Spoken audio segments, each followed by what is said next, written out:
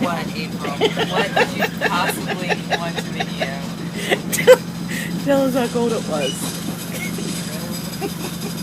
Well, there's so many inappropriate things to say about this cold. I'm just gonna say that it was meat locker cold. Uh-huh. I thought it was at the Carolina Ice Palace. Without a jacket.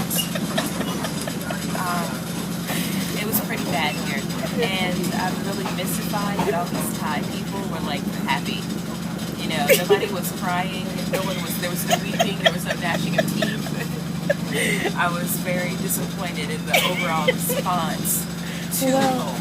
I'm looking, and it seems to be really mostly white people. Yeah, well, there were some Thai people on here, like iPad Lady. Yeah, whose iPad iPad Lady. continued to ding for 40 minutes, no less than, at 15-second intervals. But again, the cold prevented me from You told getting me. into an altercation. You're on the bottom. You told were me. on the bottom. Do something about that dinghy. You were on the bottom and you did nothing. You failed me. I was too cold. You failed me. I was cold and tired. You failed me. Not nice. Tell me about it. I went to sleep. Yes, you did. You did. I just laid there cold, angry, and confused.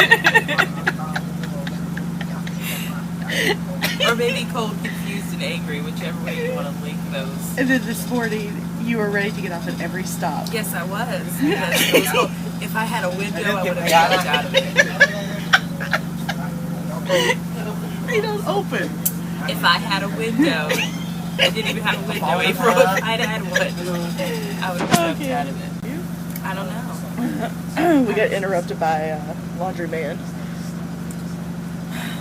And then you got these two guys that came and woke the entire train up. But in his defense, that voice though. James Earl Jones at age 15 Yes, James Earl Jones. from Europe. Yes.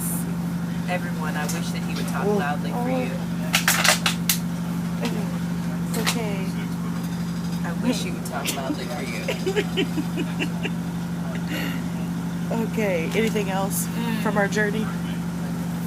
So, just a tip, if you're going to travel, see, I had this view in my mind of a very romanticized overnight train. Not a loud, rickety, This was clickety not it. So, icebox. when I travel again, I'm going to have to get on another overnight train to see if they're all like this. But basically, I feel like I've been in a torture chamber. Well, we're going on another one tonight.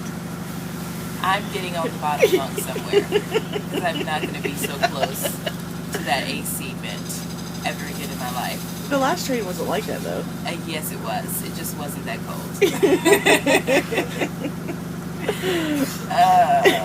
So no more romanticized trains? No. And also there was this weird tube running beside my bed. I don't know what that was about. It looked like it had bugs smashed on it.